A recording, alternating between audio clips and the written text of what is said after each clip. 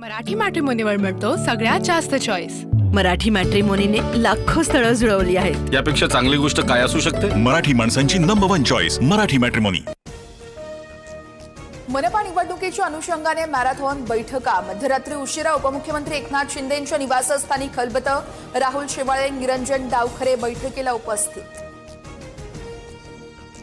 मुंबईतील उमेदवारांना आज उद्धव ठाकरे मार्गदर्शन करणार। अमित ठाकरे आज पहिल्यांदाच शिवसेना भवनमध्ये जाणार, तर आदित्य ठाकरे आणि अमित ठाकरेही उमेदवारांना मार्गदर्शन करणार। पालिकेसाठी उमेदवारी अर्ज मागे घेण्याचा आजचा शेवटचा दिवस। बंडखोरी करत उमेदवारी अर्ज दाखल करणाऱ्यांची समजूत काढण्याची पक्षांना शेवटची संधी। मुख्यमंत्री फडणवीस आणि उपमुख्यमंत्री शिंदेंचा उद्या वरळीमध्ये संयुक्त मेळावा होणार। मुंबईच्या विकासाचे विजन मेळाव्यात मांडले जाणार। मेळाव्याला आमदार, खासदार, पदाधिकारी उपस्थित असणार।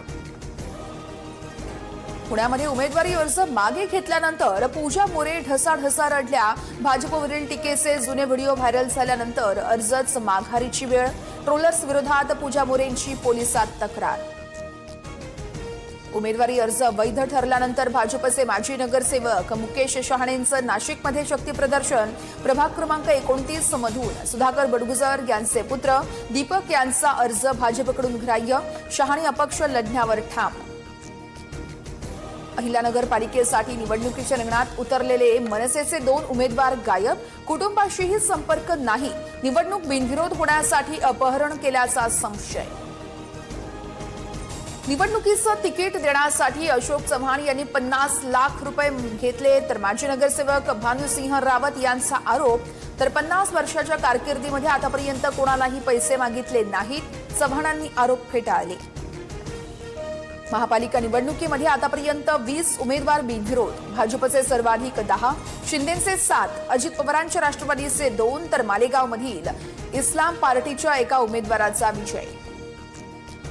बंडखोरांना शांत करण्यासाठी भाजप शिवसेना युतीची खलबतं। शिंदेंच्या निवासस्थानी बैठकांना वेग, तर कल्याण डोंबिवलीप्रमाणे ठाण्यातही महायुतीचे उमेदवार कसे बिनविरोध निवडून येतील यासाठी प्रयत्न। बंडखोरांचं बंड शमवण्यासाठी मुख्यमंत्री देवेंद्र फडणवीस मैदानात। मुख्यमंत्र्यांकडून बंडखोरांसोबत संवाद।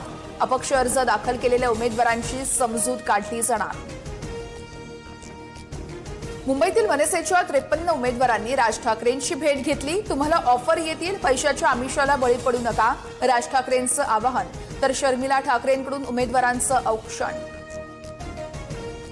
शिवतीर्थ निवासस्थानी उद्धव ठाकरे आणि राज ठाकरेंची 3.5 तास बैठक। वचननामा आणि संभाव्य सभांसंदर्भात चर्चा। बंडखोरांबाबत स्थानिक पातळीवरती लक्ष देण्याच्या अनुषंगाने ही चर्चा झाल्याची माहिती। उपमुख्यमंत्री अजित पवार आणि खासदार बजरंग सोनवणेंचा हेलिकॉप्टरमधून एकत्र प्रवास। विकास कामांच्या भूमिपूजन कार्यक्रमादरम्यान दोघांचाही बीड ते पुणे एकत्र प्रवास। वादानंतर अंबादास दानवेंकडून चंद्रकांत खैरेंना वाढदिवसाच्या शुभेच्छा। खैरे साहेब ज्येष्ठ नेते, त्यांची आमच्यावर काय नाराजी, अंबादास दानवेंचं वक्तव्य। तर दानवेंनी उमेदवारांची निवड करताना डावलल्याचा खैरेंचा आरोप। शाळेच्या परिसरात येणाऱ्या कुत्र्यांचा बंदोबस्त करण्याची जबाबदारी शिक्षकांवर दिल्यानं बच्चू कडू आक्रमक। निर्णय मागे घ्या, अन्यथा शिक्षण मंत्र्यांच्या घरातच कुत्रे सोडू, कडूंचा इशारा। देशातील पहिली वंदे भारत स्लीपर ट्रेन ही कोलकाता ते गुवाहाटी धावणार। पंतप्रधान नरेंद्र मोदी वंदे भारत स्लीपर ट्रेनला हिरवा झेंडा दाखवणार। निलंबित आणि बडतर्फ बेस्ट चालकांच्या हाती स्टिअरिंग देणार नाही। वारंवार चुका आणि नियमांचं उल्लंघन करणाऱ्या चालकांच्या हाती स्टिअरिंग न देण्याचा निर्णय। यूटीएस मोबाईल ॲपवरील पास काढण्याची सुविधा रेल्वे प्रशासनाकडून कायमस्वरूपी बंद। यापुढे रेल वन ॲपवरूनच नवीन मासिक पास काढावा लागणार।